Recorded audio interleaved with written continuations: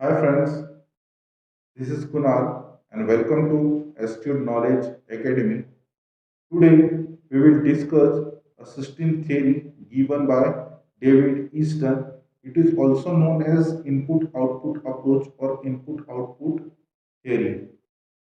In our previous lecture, we have discussed the modern approaches like behavioral approach, post-behavioral approach, which was also given by David Easton. And today we will discuss system theory, which is a part of modern method of studying political theory. But before I begin, I publish new videos on topics of political science every day. So be sure to subscribe my channel and please press the notification bell icon so that you will get notified about my latest videos. Let's get started now. System theory given by David Easton. He explains about the political system in his book, The Political System, which was published in 1953. In this book, he explains how the political system works, how the environment reacts to the political system. First, we begin with understanding what is a system. ठीक है, पहले देखते हैं कि system क्या होता है. Right? If you know the system, then only you will understand what is system theory. ये सिस्टम का theory का जो है सिद्धांत क्या होता है. बेसिकली सिस्टम क्या होता है, सोसाइटी में अलग अलग तरह के, हमारे एनवायरनमेंट में अलग अलग तरह के सिस्टम होते हैं. फॉर एग्जांपल आज हम डिस्कस करेंगे पॉलिटिकल सिस्टम की, लेकिन इकोनॉमिकल सिस्टम भी होता है हमारे सोसाइटी में, कल्चरल सिस्टम होता है, रिलीजियस सिस्टम्स होते हैं, मतलब तरह तरह के सिस्टम्स होते हैं. लेकिन बेसिकली सिस्टम का डेफिनेशन क्या होता है? The definition of system is a set of rules and arrangement of things or a group of related things that work towards a common goal. कोई भी एक कॉमन गोल अचीव करने के लिए जब लोग साथ में आते हैं, एक सिस्टमिक प्रोसेस बनाते हैं, उसे हम कहते हैं सिस्टम. जैसे कि हमने कहा कि अलग अलग तरह के सिस्टम होते हैं. Today will discuss what is political system. तो बेसिकली अगर पॉलिटिकल सिस्टम का डेफिनेशन देखा जाए तो political system is nothing but a set of formal legal institution that constitutes a government और अ स्टेट. क्या करते हैं? गवर्नमेंट और स्टेट को अलग अलग न्यू पॉलिसीज बनाने के लिए हमें किसकी जरूरत होती है? गवर्नमेंट की जरूरत होती है. तो ये क्या है? एक लीगल इंस्टीट्यूशन का सेट होता है पॉलिटिकल सिस्टम, है ना. कोई भी अगर हमारे यहाँ कोई भी अगर बिल पास करना होता है तो बिल को एक प्रॉपर प्रोसेस की जाती है पार्लियामेंट में, उसी के बाद वो बिल पास होता है. जैसे कि we live in a democracy, यहाँ पे पीपल का ओपिनियन भी मैटर करता है बिल के ऊपर. हालांकि हमारा ही रिप्रेजेंटेटिव जो है वो बिल पब्लिश करते हैं पार्लियामेंट में. So that is a system and this political system. Now let's look into the system theory given by David Easton. उनकी एक बहुत ही फेमस बुक थी द पॉलिटिकल सिस्टम. 2018 के एग्जाम में ये क्वेश्चन पूछा गया था कि who wrote the book political system. ठीक है, तो डेविड ईस्टन जैसे कि आपको पता है बहुत ही इंपॉर्टेंट पॉलिटिकल फिलोसोफर है, मॉडर्न थिंकर है, मॉडर्न फिलोसोफर है. पॉलिटिकल साइंस में इनका कंट्रीब्यूशन बहुत ही ज़्यादा है और बहुत ही इन्फ्लुएंस रहा है इनका मॉडर्न पॉलिटिकल थियरी को समझने में. उन्होंने पहली बुक लिखी थी द पॉलिटिकल सिस्टम, जिसमें उन्होंने बताया कि सिस्टम किस तरह से चलता है.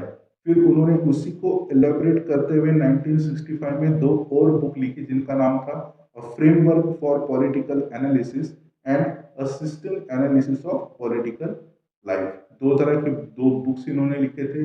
जो उनका पहले जो 1953 में बुक उन्होंने लिखा था पॉलिटिकल सिस्टम, उसको और ज़्यादा डिटेल में इलेबोरेट किया है उन्होंने इन दो बुक्स में, जो कि पब्लिश हुई थी 1965 में.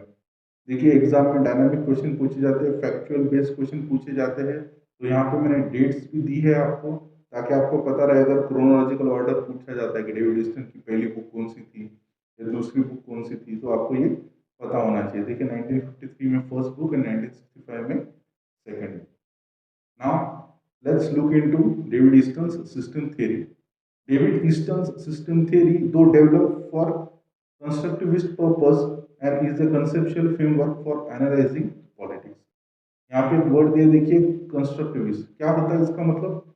अगर आप हिंदी में इसका मतलब देखो, इसका मतलब होता है रचनावादी. कोई भी चीज की अगर आप रचना करते करते हो, तो यहाँ पे डेविड ईस्टन की जो थ्योरी है वो कैसी है? कंस्ट्रक्टिविस्ट पर्पस से उन्होंने बनाई है। किस चीज के लिए? Conceptual framework for analysing politics, जो पॉलिटिकल सिस्टम होता है, ठीक है, तो उसे एनालाइज करने के लिए उन्होंने ये कंस्ट्रक्टिविस्ट पर्पस के लिए ये थ्योरी दी है। Yet it is useful for constructing an empirical theory of political science as well as using it in understanding actual forces operating in the political system. Which forces influence the political system, उसके बारे में भी इन्होंने analysis किया है।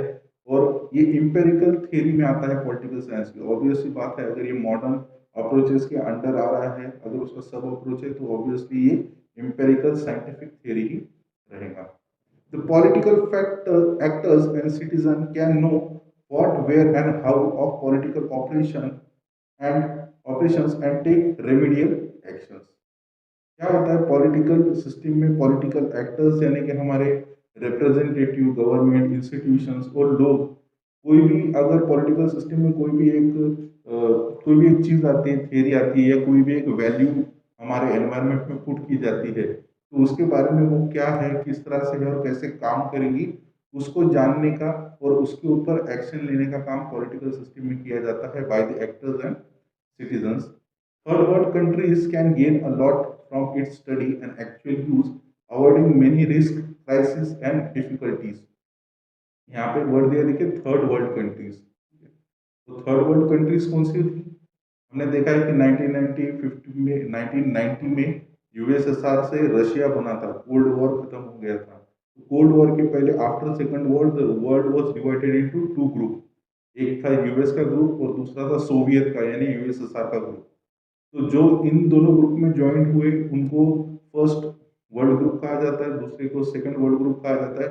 और ऐसी countries जिन्होंने दोनों भी ग्रुप्स को ज्वाइन नहीं किया, for example India, some African countries, Asian countries, उन्होंने दोनों भी ग्रुप को ज्वाइन नहीं किया, तो उन कंट्रीज को कहा जाता है थर्ड वर्ल्ड कंट्रीज, जिन्होंने उन दोनों ग्रुप को ज्वाइन नहीं किया। तो ये जो थ्योरी है, ये जो सिस्टम थ्योरी है, ये इनके लिए भी बहुत ज्यादा जरूरी है। ठीक है, एडवांस कंट्री में ऑलरेडी ये प्रैक्टिकली यूज कर लोग कर रहे हैं, लेकिन जो है थर्ड वर्ल्ड कंट्रीज को भी इसे यूज करना चाहिए, ऐसे डेविड ईस्टन का कहना है।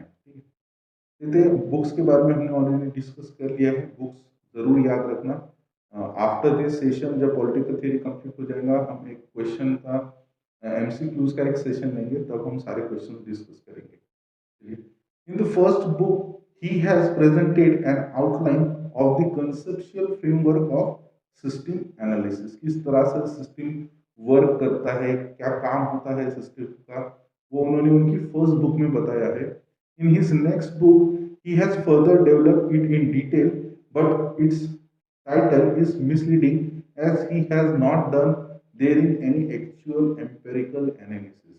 ठीक है, तो सेकंड बुक जो है उनकी, जिसका नाम था system political analysis for a framework for political analysis, उसमें उन्होंने इंपेरिकल यानी कि साइंटिफिक मेथड से कुछ प्रूफ नहीं किया है। तो ऐसा कहा जाता है कि इनका जो बुक का टाइटल है वो थोड़ा मिसलीडिंग है, क्योंकि उसमें उतना डिटेल इंपेरिकल स्टडी किया नहीं गया है। तो अब हम देखते हैं कि उन्होंने उनकी सिस्टम थ्योरी में कैसे दिया है इनपुट आउटपुट, जो हम इसे कहते हैं। तो एक्चुअली में इनपुट आउटपुट होता क्या है, उसके बारे में भी जानने की कोशिश करेंगे इस लेक्चर में। ये थोड़ा लेमन टर्म में आज हम इसे डिस्कस करेंगे। ठीक है, अगर आप यूपीएससी पीएसआईआर के लिए ऑप्शनल पॉलिटिकल साइंस के लिए अगर प्रिपरेशन कर रहे हो, तो आपको और डिटेल में इसको इलेबोरेट करना पड़ेगा when you are writing the exam और writing the answer on David Easton theory. ठीक है, यहाँ पे थोड़ा लेमन टर्म में हम डिस्कस करेंगे, बेसिकली जानने की कोशिश करेंगे कि सिस्टम थ्योरी होता क्या है, ये काम किस तरह से करता है। Okay, the political system operate within an environment. Environment creates demand from different parts of society. ठीक है, तो हमारा जो पॉलिटिकल सिस्टम है वो क्या करता है, हमारे सराउंडिंग की जो है, हमारे एनवायरनमेंट में, हमारे स्टेट के अंदर ऑपरेट करता है। और जो है एनवायरनमेंट में रहने वाले लोगों की कुछ डिमांड्स होती है ना, अलग अलग सोसाइटी में लोगों की तरह तरह की डिमांड होती है। किसी की रिलीजियस डिमांड होती है, किसी की एजुकेशनल डिमांड होती है। तो इन डिमांड्स को पूरा करने का काम किसका होता है? ये डिमांड्स कहाँ जाती है? अगर हमें अपनी डिमांड फुलफिल करनी है, तो we put this demand into the political system, then system will consider about our demand. अब सिस्टम में क्या आता है हमने ऑलरेडी देख लिया है, सिस्टम क्या होता है। तो अब देखते हैं कि डिमांड्स क्या होती है। Demands are basically classified into four types by David Easton. The first demand is the demand for allocation of goods and services. अब गुड्स और सर्विसेज क्या होती है? सर्विसेज यानी कि जो गवर्नमेंट आपको प्रोवाइड करती है, गवर्नमेंट इंस्टीट्यूशन जो आपको सर्विसेज प्रोवाइड करती है, आप उसे क्या कहोगे? सर्विसेज। और गुड्स क्या होती है? आपकी वैल्यूज जो आप गवर्नमेंट के सामने पेश करते हो कि हमें हमारे लिए अभी जरूरत किस चीज़ की है। फॉर एग्जाम्पल अगर आपको गुड्स में आपका कोई भी एक वैल्यू कंसिडर कर लीजिए, जस्टिस आ गया, फ्रीडम आ गया, liberty, these are all political values which is also known as goods. तो इनका एलोकेशन करने का काम, ठीक है, ये डिमांड होती है जो कि हम गवर्नमेंट में गवर्नमेंट के सामने रखते हैं, पॉलिटिकल सिस्टम के सामने रखते हैं कि काम डिमांड क्या होती है कि तरह तरह की डिमांड का एलोकेशन होना चाहिए, डिस्ट्रीब्यूशन होना चाहिए properly. The demands for regulation of behaviour, ठीक है। अब बिहेवियर का मतलब क्या होता है? व्यवहार के नियमों की मांग, ठीक है। बिहेवियर रेगुलेशन, अलग अलग व्यवहार के नियमों की हम मांग रखते हैं सिस्टम के सामने। Demands for participation in the political process और पॉलिटिकल सिस्टम, जैसे कि हमें इक्वलिटी मिली है कॉन्स्टिट्यूशन से, हमें राइट्स मिले हैं बहुत सारे इंडियन सिटीजन्स को, rights to participate in political process, है ना। आप भी अगर अपने चाहो तो अपने एरिया से आप इलेक्शन में स्टैंड कर सकते हो। तो इसका मतलब क्या होता है कि आप एक्चुअली पॉलिटिकल प्रोसेस में पार्टिसिपेट करते हो। राइट टू वोट, आपका जो वोट देने का अधिकार है वो भी आपको क्या करता है? आपको हेल्प करता है पॉलिटिकल सिस्टम में पार्टिसिपेट करने के लिए, पॉलिटिकल प्रोसेस में पार्टिसिपेट करने के लिए। Demands for communication and information, जो पॉलिटिकल सिस्टम के साथ कम्युनिकेट करने का, वहां से इंफॉर्मेशन निकालने का भी आपको क्या होता है? डिमांड होता है। एक ऐसी डिमांड है जहां से आप इंफॉर्मेशन कलेक्ट कर सकते हो। फॉर एग्जांपल 2005 में आया था हमारा RTI, राइट टू इंफॉर्मेशन, जो एक्ट है 2005 में आया था, वो आपको क्या करता है? आपकी डिमांड फुलफिल करता है। अगर आप कोई भी गवर्नमेंट ऑर्गेनाइजेशन से, इंस्टीट्यूशन से अगर कुछ इंफॉर्मेशन निकालना चाहते हो तो आप RTI के थ्रू निकाल सकते हो, ठीक है। अगर आप कॉलेज में पढ़ रहे हो तो आप कॉलेज से भी अगर कोई भी चीज़ की डिमांड करते हो इंफॉर्मेशन की, तो कॉलेज को प्रोवाइड करनी पड़ती है। अगर आप कॉलेज के ऊपर भी RTI यूज कर सकते हो। Different demands have different level of support. Easton stated that demands and support establish input. David Easton का क्या कहना है कि डिमांड और सपोर्ट क्या करता है? आपका इस्टेब्लिश करता है इनपुट्स। अब ये इनपुट और आउटपुट क्या होता है, हम स्ट्रक्चर में देखेंगे, फिगर में समझने की कोशिश करेंगे नेक्स्ट स्लाइड में। The political system receives this input from the environment, and the government decide to take action on some of this demand considering various factors. For example आपने कोई एक फ्रीडम की डिमांड कर दी कि आपने कहा कि हमें बोलने की आज़ादी चाहिए, राइट टू आज़ादी। वैसे already we have this right given by the constitution, article 119 में आपको ये राइट टू स्पीच का अधिकार मिलता है, राइट मिलता है आपको, ये है ना, बोलने की आज़ादी।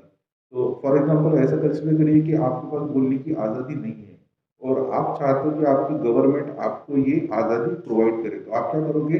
एज इनपुट आप अपनी डिमांड गवर्नमेंट के सामने रखोगे। एज अ पीपल ऑफ और the citizen of India, you will put this demand before the government that they should allow us the freedom of speech, बोलने की आज़ादी हमको देनी चाहिए। जब ये डिमांड गवर्नमेंट के पास जाती है या पॉलिटिकल सिस्टम में जाती है, तो गवर्नमेंट फिर वेरियस फैक्टर्स को कंसिडर करते हुए उस डिमांड को पूरी करना है या नहीं करना है, उसके ऊपर कंसिडरेशन करेगी, ना, उसके ऊपर कंसिडर करेगी कि हमें वो डिमांड देनी है या नहीं देनी है, क्या वो डिमांड हमारे लिए अभी जरूरी है या नहीं जरूरी है, ठीक है। देखते हैं, David Easton defined politics as the authoritative allocation of values, ठीक है। अब ये बहुत ही इंपॉर्टेंट है। ऑथोरिटेटिव क्या होता है इसका? मूल्यों का आधिकारिक आवंटन भी इसे कहा जाता है। यानी कि आपको वैल्यूज का, जैसे आपने हमने डिस्कस किया था कि वैल्यूज क्या होती है, तरह तरह की डिमांड्स होती है आपकी, है ना, और पॉलिटिकल वैल्यूज होती है। इन डिमांडों का एलोकेशन करना ऑथोरिटेटिव काम किसका है? पॉलिटिकल सिस्टम, गवर्नमेंट है जो लीगली आपके कोई भी वैल्यू का डिस्ट्रीब्यूशन करती है, एलोकेशन करती है, आवंटन करती है आपको। Allocation is authoritative because it enjoys support from the environment. Allocation is done based on the demands put forward. This does not take place in a closed circuit. It ends are connected with the social process. The system is open and the output flows back into the environment through feedback, giving rise to the fresh demands. ठीक है, अब इसी चीज को जो David Easter ने, जो उनका बहुत ही इंपॉर्टेंट है, ये उन्होंने जो पॉलिटिक्स को डिफाइन कैसे किया था, authoritative allocation of values. Politics का काम ही होता है वैल्यूज का इक्वल डिस्ट्रीब्यूशन करना, एलोकेशन करना सबके लिए। इसी चीज को समझने की कोशिश करते हैं नेक्स्ट स्लाइड में, फिगर में आपको थोड़ा अच्छे से समझ में आएगा।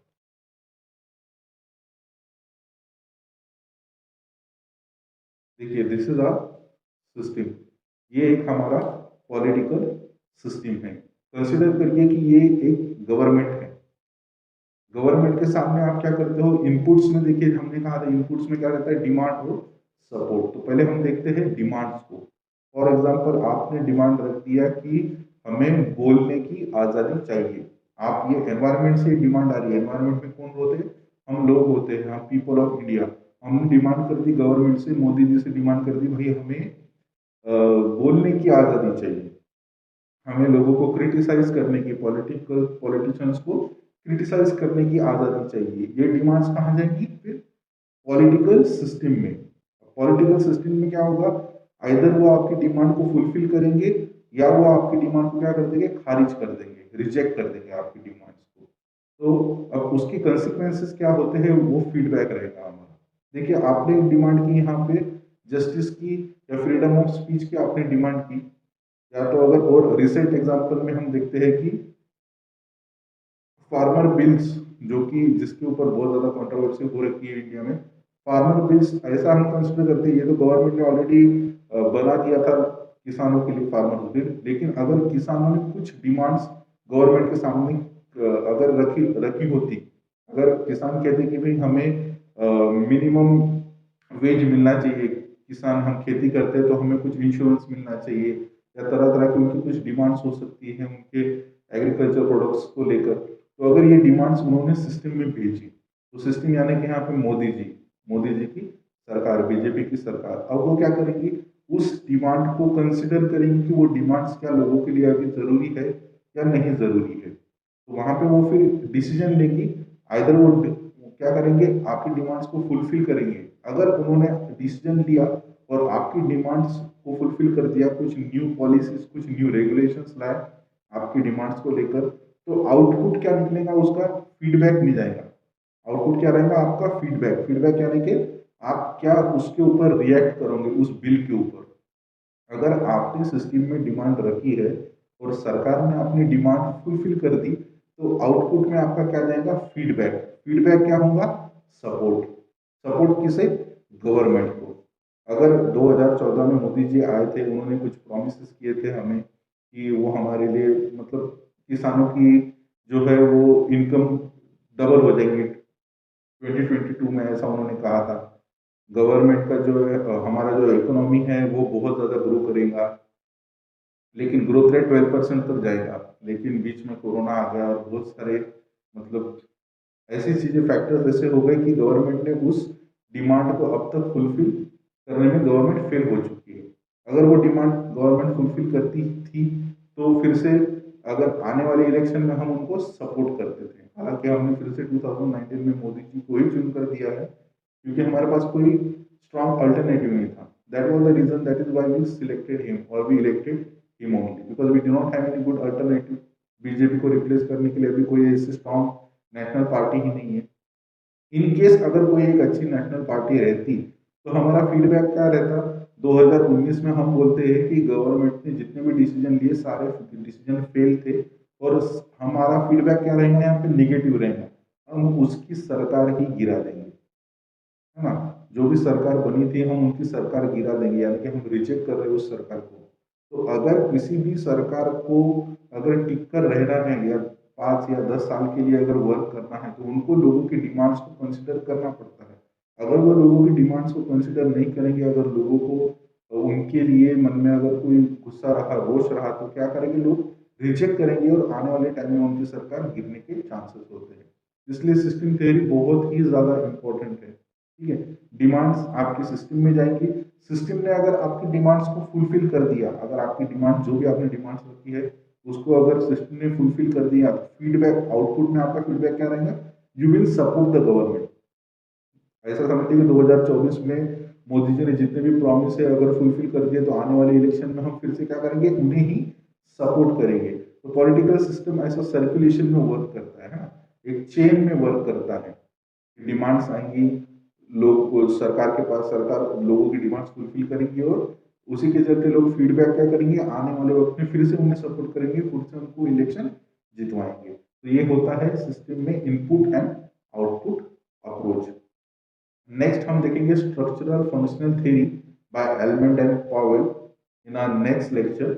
आज के लिए इतना काफ़ी है, नेक्स्ट लेक्चर में हम स्ट्रक्चरल फंक्शनल देखेंगे। अगर कोई भी डाउट होता है इससे रिलेटेड आप मुझे बताइए, कोई भी अगर आपको सजेशन देना है तो you are free to give me any kind of suggestions. Next lecture में मिलते हैं। That is all for today. Bye.